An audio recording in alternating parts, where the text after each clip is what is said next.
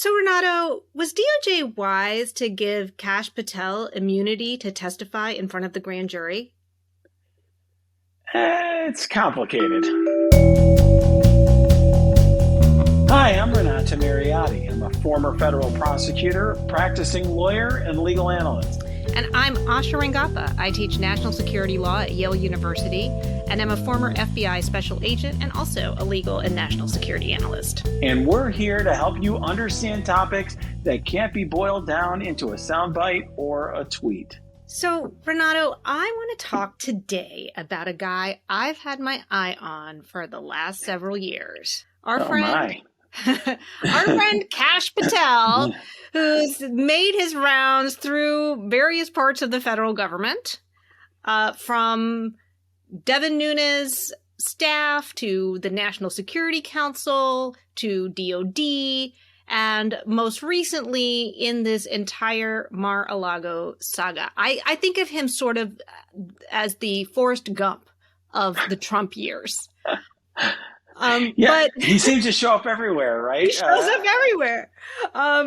But the reason he's come up most recently is because we've learned that the Justice Department prosecutors have offered him immunity. And I want to just first break down all of these things. So what is immunity? And specifically, what is use immunity, which is what Patel appears to have received from DOJ? So immunity is a protection that keeps you from being prosecuted. And immunity can be given either by a prosecutor or by a judge. So a prosecutor can give you what a lot of times is referred to as letter immunity. In other words, you get a letter from the United States attorney saying, I will not prosecute you, Kash Patel. And that can be very valuable because the United States attorneys has that agreement or is making that representation not to do it. The downside, of course, is that the DA or the Attorney General or someone else can turn around and say, just James, I'm not the U.S. attorney. I've decided I'm going to prosecute you. So getting immunity from a court is often more sure gives more assurance to somebody who wants immunity. Now, can I stop you there for a second? Yeah, because I think this is a really important distinction. So that letter immunity that you just mentioned is something that comes from a prosecutor. Right. Is that something that, for example, we saw that in the Bill Cosby case? Mm-hmm. Is that what was going on there? That a prosecutor had promised him he wouldn't be prosecuted. It then later complicated, a future prosecution after other evidence came to light. But you're saying in this case, it's coming from a judge. That's right. And another example that old folks like ourselves might remember is the Monica Lewinsky case. Kenneth Starr was coming after Monica Lewinsky, and she refused to accept immunity from Kenneth Starr. She wanted immunity from a court, and she wanted what's called transactional immunity, which leads us into our next topic, which is immunity against everything, because she was understandably concerned, I think, at that point, that Kenneth Starr was just looking for an excuse to prosecute her for anything. And so use immunity is essentially just protection for prosecution for the statements that you're given. So, for example, if I am about to give a statement in court and I get use immunity and I say, yes, I did murder, I killed Kenny, for example, well, then my words can't be used to prove that I killed Kenny. But if there's some other evidence out there, like a bloody knife in my, basement or something like that, the prosecutors can develop that evidence separate and apart from my testimony and prosecute me for that. Is that, though, for all practical purposes, still like a much broader immunity? Didn't Oliver North, for example, get use immunity, and then later when he was prosecuted, the court found that that DOJ could not adequately disentangle the quote unquote independent case they had made from the testimony he had provided? Well, and that's precisely why it's complicated, Asha. So yeah, as a practical matter, you have to separate out, right, what prosecutors learn from the statements themselves versus what they learn from the other evidence, and that's often difficult to do, right? So, for example, if Kash Patel comes forward and says a whole bunch of things about a complicated obstruction of justice scheme between himself and Donald Trump, those statements can't be used against him. Sure. Now, the prosecution could go and find all this other evidence, emails, text messages, and so on. But the argument that Mr. Patel and his attorney would make later is that, well, they wouldn't have known to look for these things, or they wouldn't have been inspired to do so if they hadn't heard his testimony. And so it often can be really hard to entangle. And it's really, as a result, it's certainly still a very valuable thing, but much more limited. And if you could get broader immunity, you would try to obtain that. Okay.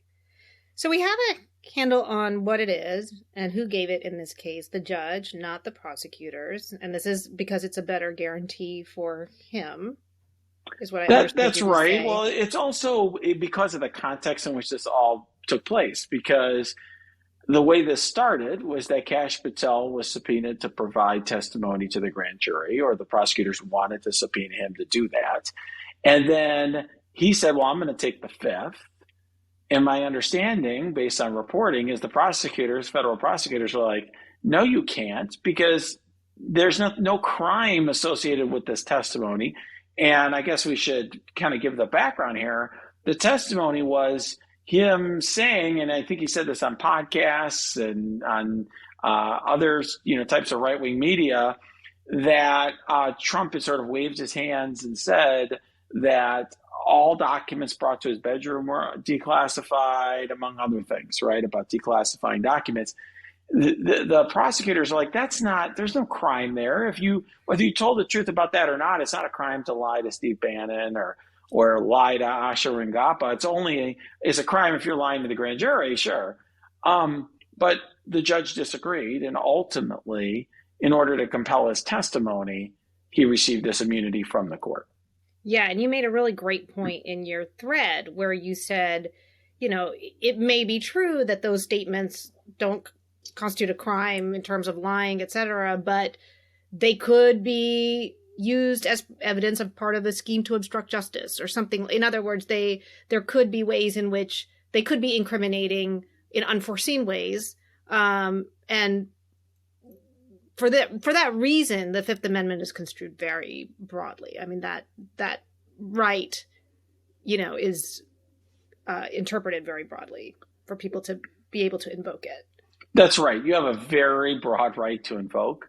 And frankly, this is one of the rare savvy moves that Kash Patel has made. I mean, Kash Patel at times can be kind of clownish, right? He have like cash with his like a dollar sign as in some of his merchandise. Like, this guy's selling merchandise. He's out there all the time. And this is a guy who was supporting the Devin Nunes thing. He was out there, like you said, at the DOD. Like, he's just out there all the time. And putting himself out there for Trump with this hard to believe story was also questionable.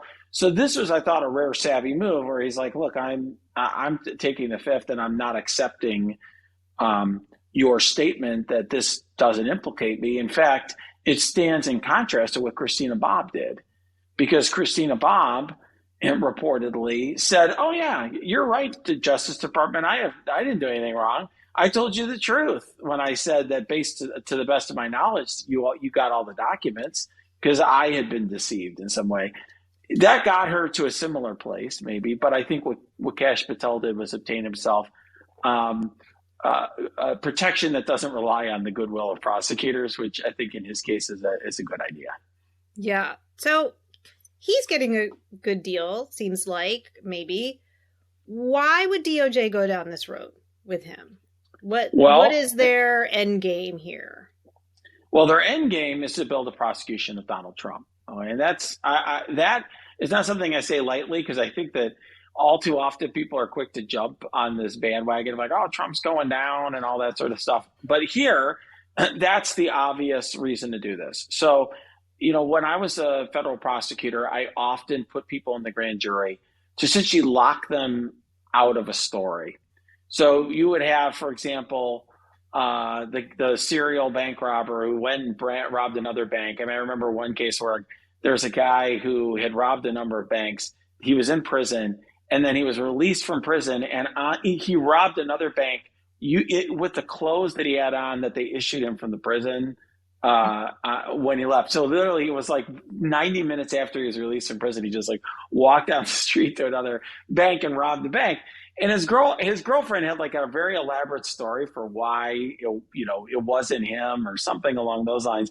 And I put her in the grand jury basically to lock out that story. Like, it's one thing to say that story kind of verbally, just in an offhand conversation. It's another thing under oath to do it. And so I think that's what was going on here. I think prosecutors don't believe that Kash Patel actually sat in a room with Donald Trump where he made some proclamation about declassifying documents, and they wanted to put that to the test. And so they're not really looking to prosecute Kash Patel, for his statements about declassifying documents. They're trying to knock out a potential defense of Donald Trump. So here's my question when I was reading this and thinking about now Kash Patel not being able to fall back on the 5th. So in contrast to this example that you just gave with the girlfriend, presumably in that case, if she were to lie to the grand jury and stick by her story, it's an alibi that could be disproven with some investigation, and then it would be clear that she had lied, and then she would be criminally liable. Then, she has a whole host of other problems on her hands because she would have lied to the grand jury.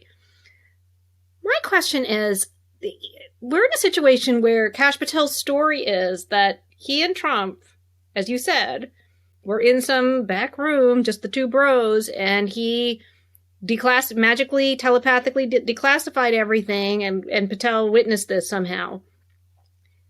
What if he stuck by the story? In other words, we're not talking about someone who has a big moral compunction against lying, right? Like, the guy has written a children's book, which he's selling, which is about Donald Trump having won the election. Okay? And he's selling this and making money. So what is and how can that be disproven? In other words, if this happened on some unnamed date in some unnamed room in the White House or whatever, how is DOJ certain? Because, you know, and I know that this did not happen. I think everyone knows. I think okay, we all know figure that out too. We know this didn't happen. But I'm just playing this out. I'm playing devil's advocate. He sits down and says, "Yep, we sat in the room and I watched him declassify it all." What happens then? Well, first of all, he's still going to have his immunity, okay, potentially. Now, if he lies, so the immunity does not cover him for lying in front of no, okay, but how would they prove? Okay, they can't prove that, I think, potentially, unless, that they will be able to show. I don't think they could prove beyond a reasonable doubt that he lied to the grand jury. I think that they could show and point to inconsistencies between whatever he says and Trump says, which is going to happen because Trump can't. I don't think he's consistent with himself from one day to another. But yeah, I think that really there's a very good chance here. There's very much a possibility, which is why, you used the term wise when we were talking earlier. Like, is the DOJ wise? Like that, I don't know. But I think the wisdom comes here, and this is something that comes from experience, is that knowing the story and locking him into the story itself has value for DOJ. In other words, let's say Kash Patel goes up and lies. And it's like, you know what? Me and Trump were alone in a room and he said X, Y, Z, ABC. One thing's for damn sure is that is the story, because he's saying it under oath. And his position is going to have to be from that point onward, because he wants his immunity and he doesn't want to get prosecuted, that was my story. He could say he was mistaken or he forgot or there's some detail he left out, maybe around the edges. But the main story is going to be it. And it's going to be the story locked in now without consultation with Trump's criminal attorneys in the future after they've seen all the evidence that DOJ has. So I practice law now. I often am against the Justice Department. And one thing I avoid doing is making my story and my defense locked in until I know what all the evidence is and what all the cards are that the DOJ has, so to speak. So now, before all of that, he's going to lock himself into something, which I think has value for DOJ. It also means that they can prepare for it and they can build their trial and their case against it, That's to rebut true. it. Yeah, and I just think it's worth gaming out that possibility only because, listen, we have a history of the people around Trump lying to Congress, lying to Right. federal agents. I mean, it's just a big lie fest. You know what I mean? So I think, he tends to get people around him to be willing to literally commit crimes by continuing a narrative that he's created, even if it means criminal liability for them. But I think what you're saying is that in this situation, at least if he's listening to his legal advice, Kash Patel should not rest so easy that his lie would not be disproven because he doesn't know what the DOJ knows. Right. I mean, my advice to him, and my advice to anybody in that situation, and I have had to advise witnesses who are in a situation where they are essentially being locked in for a particular testimony, and sometimes it's their employer who wants them to have a different view. So it's not that dissimilar. I always advise them to just tell the truth. Like, the only way you can get in trouble, you, Kash Patel, get in trouble is by lying. So why put yourself out there? But if he's inclined to lie, it better be, it better be very, very carefully thought through and potentially very simple. Like, I kind of remember this conversation with Trump. I don't remember all the details. I think I remember him saying that, like, soften it, make it very vague, so it's hard to disprove, and it's just about his memory and so on. But then that weakens it. That's good. That's right. a win for DOJ. People view this stuff in such black and white ways. It's really like, Asha, there's just a lot of shades of gray here. And, I just finished a trial yesterday, and like, it was all about shade. It's all about shades of gray in the trial. And I think, DOJ, if they got that kind of result here, would have to regard that as a win. Yeah, because then he dilutes this ostensible defense, which I don't think is actually truly a defense, but it is something that they have to prepare for Trump to claim and be able to address. Right. But you're saying that even if he were inclined to lie, Patel would be wise to dilute it, which then, kind of fuzzy it up, which then, of course, makes it not so useful to Trump anyway. Right. It makes it not compelling. And just to be clear, I agree with you. It's not technically a defense. Legally, it's not. The issue would be that it would give some sort of excuse for Trump as to why he's being so sloppy with documents and why he's taking him around. It would give him an excuse that a jury might find compelling. So now that's going to sound a lot less compelling to a jury. And that's a win for the Justice Department. And you can see now, if you think about it this way, why I think it shows that they're thinking about how to build a case against Trump and build charges against him, which is really interesting. And by the way, it happened in D.C., which is also interesting because, there's a real question about where they're going to charge this. And the fact that they decided that they were going to choose a federal grand jury in D.C., it suggests, it doesn't lock them into this, but it suggests that they are trying to bring this case in D.C. And the theory there is that part of the crime was committed in that jurisdiction, and presumably would be maybe the removal of the classified documents from the White House. Is that right? Right. And or yes. And or if there was an obstruction of justice, it may be, for example, as well, for those crimes, that part of that occurred in D.C. In other words, even if people were lying in Mar-a-Lago, or Trump was ordering people to move documents out in Florida, that maybe there was a lawyer in D.C. who was part of that. So you have to look at each crime separately. Mm-hmm. So sometimes, and this has happened to the Justice Department. In fact, there have been cases where the judge is like, okay, venue is proper as to count one, but not to 2, 3, and 4. And those I'm going to strike, or you're going to have to bring them in another jurisdiction or whatever. This whole idea of venue, by the way, and where crimes can be charged, just so everyone understands, the Constitution says you have to charge crimes where they occurred. Otherwise, you could imagine the DOJ could decide Wyoming's the best place to charge crimes, and everyone's got to book it to Wyoming to have their criminal trial. It's suddenly a great day to be a criminal defense lawyer in Wyoming. So that's just not how it works. But crimes occur in multiple jurisdictions all the time. There are often fights about who gets to bring it. And I was involved in some of those where different components of the Justice Department are like, I would always want to bring cases in Chicago. We have financial cases because we had venue over certain financial transactions there. Some of my colleagues in New York wanted to bring the cases there, and we would have discussions, debates, whatever, about who was going to bring the case. And it was a big deal in New York because Manhattan and Brooklyn are right next to each other, and they would fight Yeah. about that stuff. And I think the Manafort trial was split up because of some counts were brought in Virginia and the other ones I think were in DC. Is that right? Yeah, and that happens sometimes, and that might be what ended up happening here. They bring some in DC and some in Florida. Yeah, I think that's very possible. When we talk about the crime being committed in that jurisdiction, does it have to be one of the elements of the crime, or just simply the act? Like, in other words, when we talk about the commission of the crime, what's the determinative part? Can be any part. So what would happen, I'll give you an example that this is a more common example. Like when you have a fraudulent scheme, somebody gets defrauded. If the wire transfer for the money passed through New York, federal prosecutors in the Southern District of New York would be like, we're charging it here. Because the money transfer passed through some bank in New York, so we have venue over it. That's all it would take.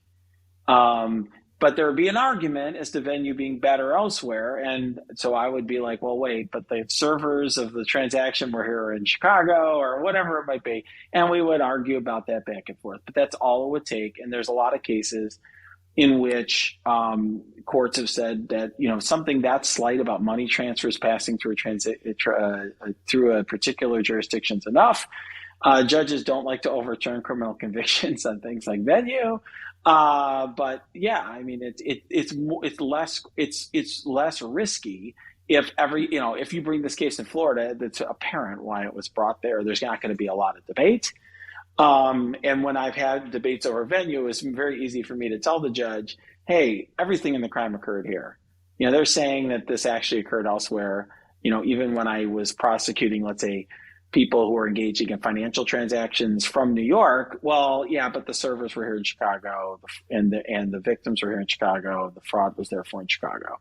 And so you want to have those answers, and it's more compelling to a court if there's something more substantial than, so the email was routed through the White House server. And just to underscore, this matters because a Florida venue is going to be likely more favorable to Trump in terms of a jury, and a DC trial would be better for DOJ. I think that's one piece of it. I mean, also, so that's part of it. The judges are going to be different. Mm-hmm. You get Eileen Cannon potentially in Florida. I don't think the DOJ wants to draw her again. In DC, the judges there are much more familiar with dealing with federal prosecutions of federal officials. You also have the DC Circuit's composition is much more favorable, I would say, to the government potentially than the Fourth Circuit, where you have a bunch of Trump appointees who are going to be, potentially deciding a case involving the former president that appointed them. And in addition to that, the case law in DC is very good on things like overcoming executive privilege. Mm-hmm. And even attorney-client privilege in cases involving a grand jury investigation of the former president. So I would like that piece of it as well. Awesome. Well, we will stay tuned, and maybe Kash Patel will make an appearance in some other random part of our lives before this move forward in his Forrest Gump role. We will be right back with our next topic. And that is the purchase of Twitter by Elon Musk. I have to say, Asha, I actually was wondering whether or not there might just be a settlement in which Elon Musk would pay $1 billion or $2 billion or $3 billion to not take over Twitter. I was actually, for a period of time, pretty surprised that this ended up going through. But it makes sense because he really screwed up the purchase here, and his alternatives were not good. They were basically pay billions for nothing or overpay by quite a bit for Twitter. Yes, and he chose the latter, and he has made quite a splash since he's taken over, and apparently feels like it's up to the users of Twitter to help him make up his shortfall, I guess. Yeah, it's really weird. I mean, I have to say, and I don't know about you, I didn't know a ton about Elon Musk before all of this, in the sense that like I knew who he was. Okay, I knew he was the head of Tesla, SpaceX, and he seemed like an eccentric guy. And I remember when he got in trouble with the SEC for his tweets and so on. But I have to say, by the way, during this whole process, like he came off to me like kind of like some right wing meme bro, sort of like troll bro guy who's like, tweeting out like whatever the right wing memes were and kind of repeating a lot of questionable tropes even before the sale was completed.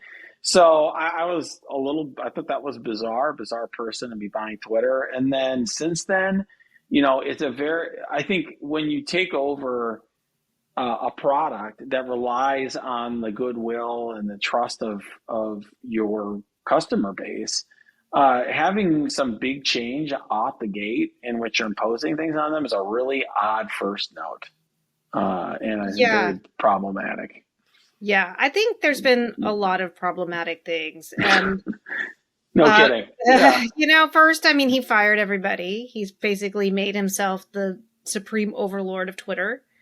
And I think that that's where the intersection of him also personally tweeting his views becomes problematic because, one of the things that Twitter and social media platforms generally have sort of tried to push, and I don't think this has been necessarily true, but they've tried to push themselves as sort of neutral forums, right? They're just there. They're just providing kind of what I believe Elon Musk has called the digital town square, and everybody else is there to talk. And we can talk about how that model and metaphor is problematic.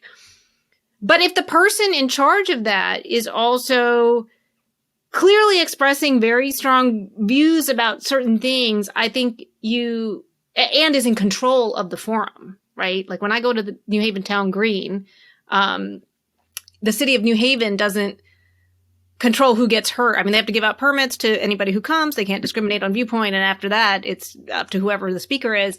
That's not true of Elon Musk. Like he has a lot of powerful levers within his control. And so, his personal biases, when they come through, undermine trust. When he is tweeting conspiracy theories, I mean, right after this attack on Paul Pelosi, he tweeted out, or he amplified a conspiracy theory about what had happened and who this person was.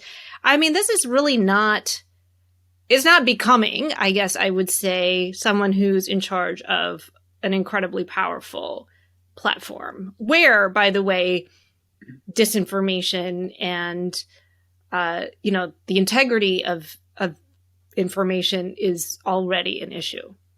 Yeah, I mean, there's already a lot of speculation about Twitter being unfair, and I will just say, a lot of folks on the right were convinced that they were being silenced, discriminated against, and so on and so forth.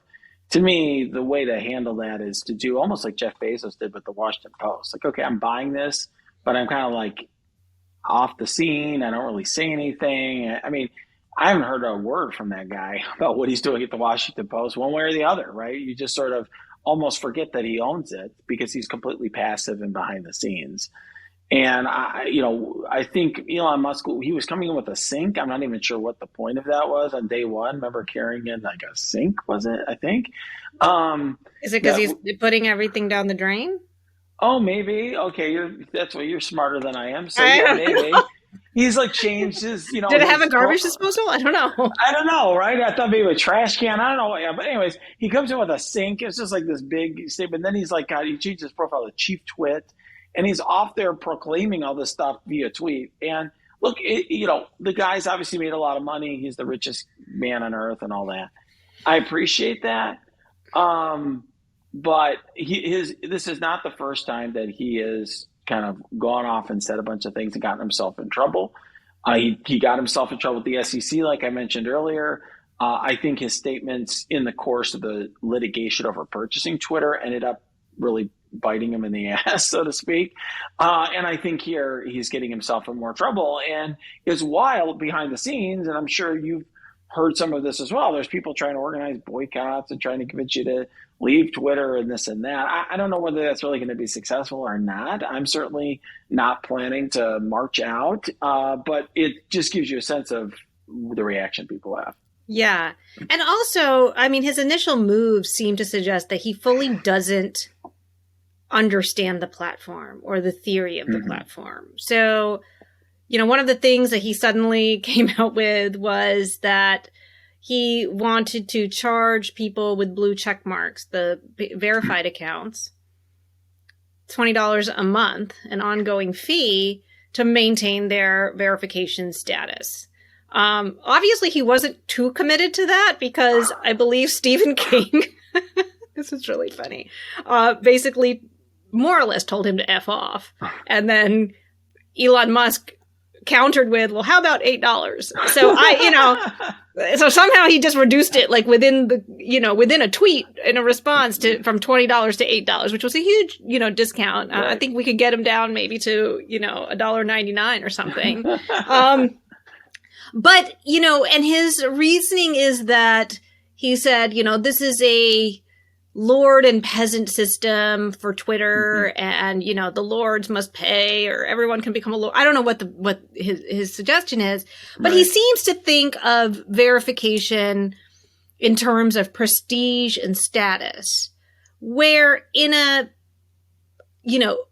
oversaturated information environment like Twitter, it seems to me that it is providing everyone a service in terms of at least signaling that these people are who they say they are.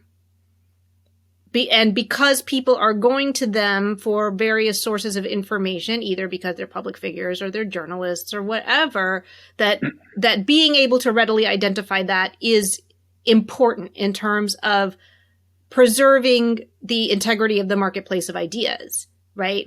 This reduces transaction costs for everyone because as a user, I don't have to go to 5 different Renato Mariotti feeds to figure out which one is the real Renato Mariotti. If I'm criticizing Renato Mariotti, I don't tag the poor Renato Mariotti who is just living his life in, Italy. In Italy. Right, like eating pasta and who suddenly gets, inundated with whatever, trolls and hate mail or whatever. Right. There's a lot of reasons that it is a useful function for the platform, which isn't to say that there's not a cost associated with it, that, I pay extra for TSA PreCheck, but you know what? I do it once every 5 years. And I do it, and that's because that's the cost associated with it. It's not a money-making scheme for the government, right? Right. And so that's the part that I think, to me, suggested that he's not really understanding, like, what the dynamics are in this platform and what you need to make this work in a way that is actually useful to the people on the site and to incentivize people to behave and use it in a way that's, appropriate and net productive and good. Yeah, it's interesting. I think, an argument can be made that there could be a value in having all sorts of people have the ability to pay for verification of their identity just to show that they are who they say they are. In other words, they're not bots or, whatever, from a troll farm or something. So Jane Doe from Everytown, USA can pay whatever, and she can be verified just to show that, hey, I am a real human being, and I am who I say I am. I actually do live in Everytown, USA, and my name is actually Jane Doe, and so on. I think that could be fine in the same way that, when we were both at Yale Law School, having the wall, which was a wall where you could post your comments, where you had to sign them with your own real name. I think, it can mean that it can put some extra weight to it and say, okay, this is something that person's willing to put their real identity with. I think, first of all, so I think that's fine, but I do think I agree with you that there's another value to say, here's the people who, frankly, create the content that people come to Twitter to read. I mean, the reality is we all come to Twitter in many ways to read the news or to see what celebrities are saying or whatever. There is some value in sort of separating that, and I could see that. I also think, just from a business perspective, it probably makes sense to tell the Stephen Kings of the world that you're going to let them have that for free, or incentivize them in some way, or provide them extra value to stay there and create content versus going somewhere else. But I'm not a business person, but I will just say, for me, the biggest concern, I mean, he can try to ruin Twitter in certain degrees like that. I think the thing that concerns me is, eventually if he ruins Twitter, people will move to some other platform, just as they have.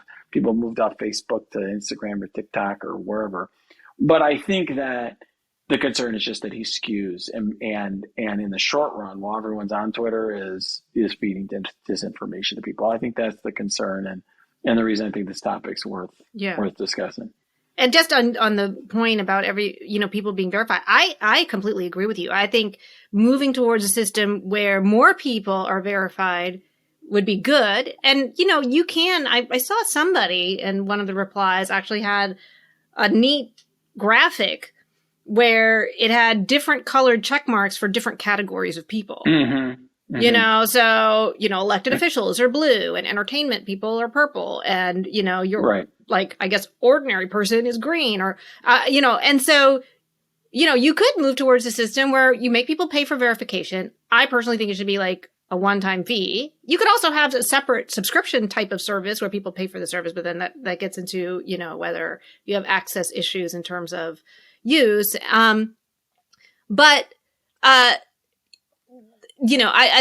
was just it seemed to me not like this went to the board. They had tested this out. They had done focus groups. They had found a price point. Right. They had really modeled this out. It just seemed like he pulled it out of his butt one day and just was like, this that, you know what I'm saying? Which, kind of is alarming. And I think the most recent thing that I saw is that he also now wants to start, having paywalled videos, allowing people to use paywalled videos, which can include adult content. So it sounds like, I guess sort of turning Twitter into OnlyFans or something, which I don't use, and I guess it's a video subscription service where people do things. Give it a vague. But I think, I agree with that. I guess here's the thing. In theory, I don't have trouble. The adult thing, we'll put that to the side.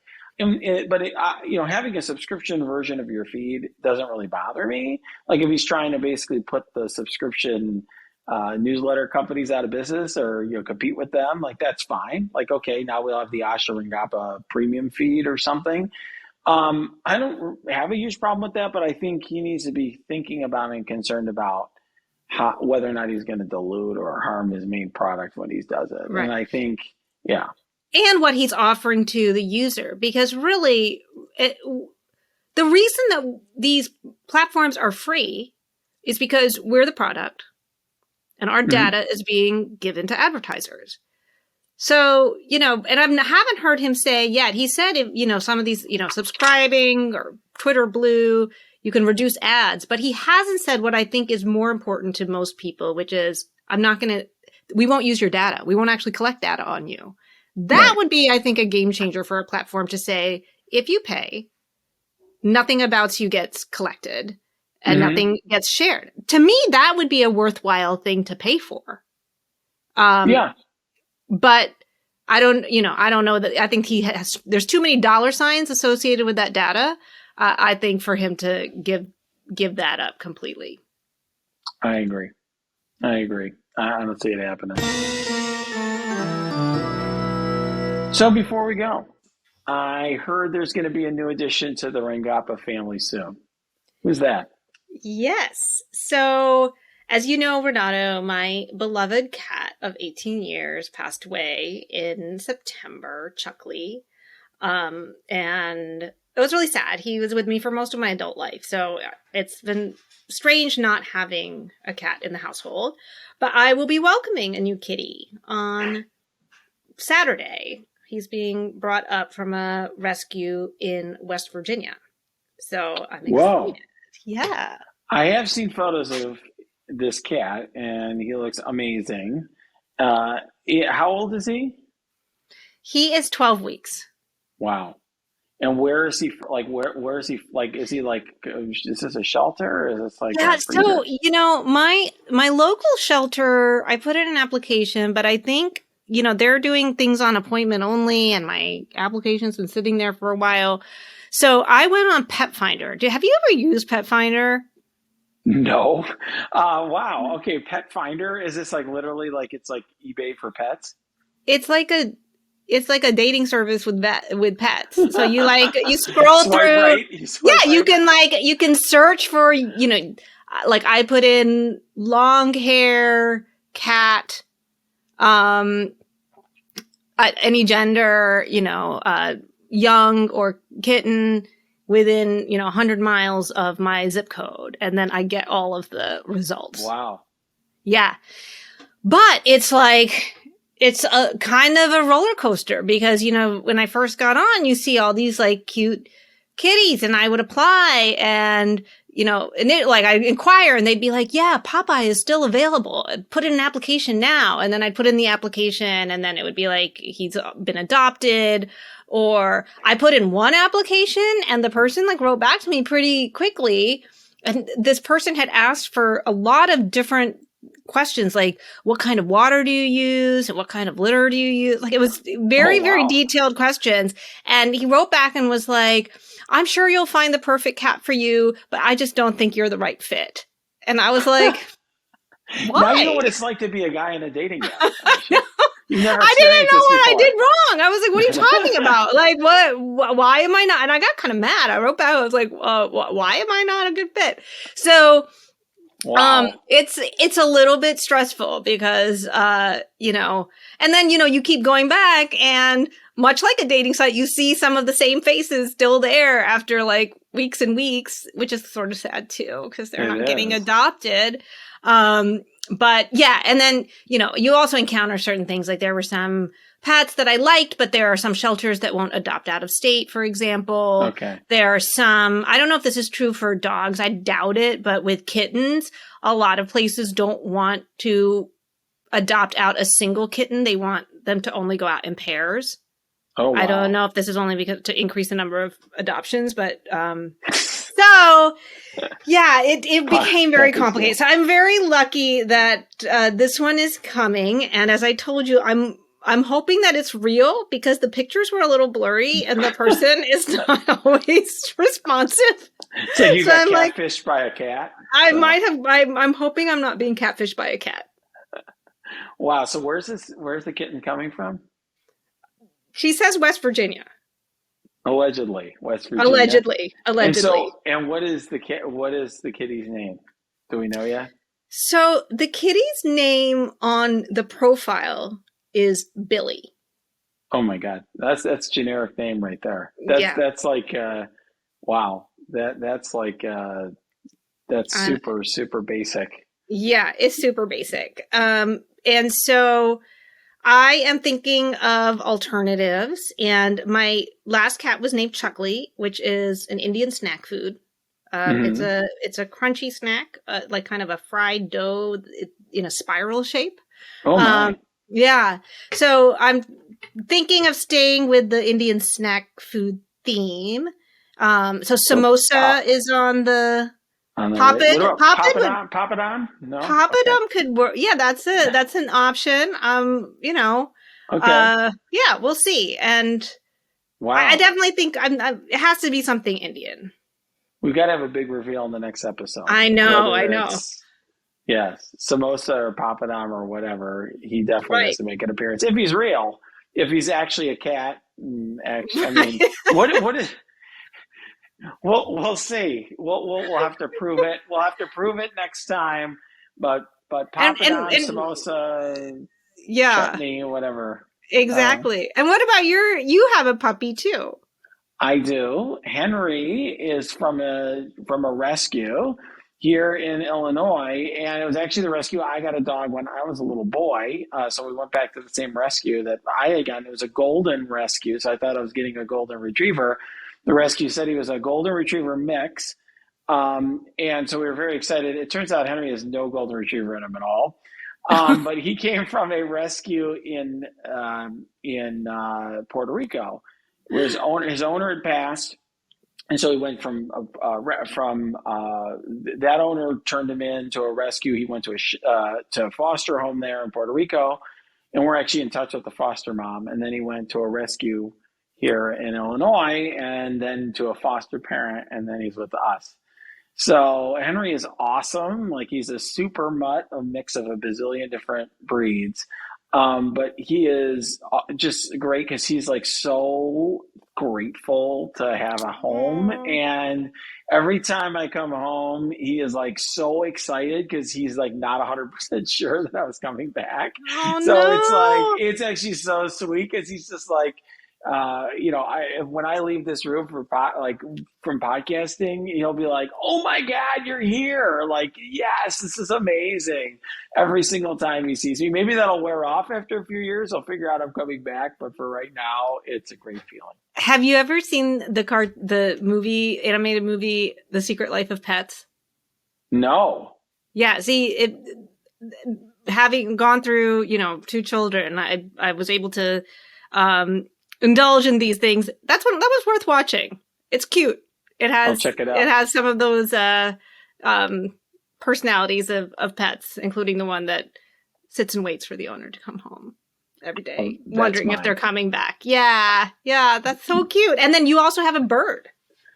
Dolly the bird. That was my wife's bird. I was very skeptical of Dolly in the beginning because she could be noisy, and I wasn't sure what to make of her. She's actually great. I am her favorite person. I think because I'm tall. I don't know, because like birds like to perch on to the highest branch. But Dolly is awesome. She's a female cockatiel, and she hurt her wing when she was a little bird. Yes, and so she can't fly. So she loves to sit on my shoulder. Which she does a lot, and she did it once on television because I couldn't get her off. She refused to get off, and so I appeared on Canadian TV one time with Dolly. Oh, that's awesome! That must have been a hit.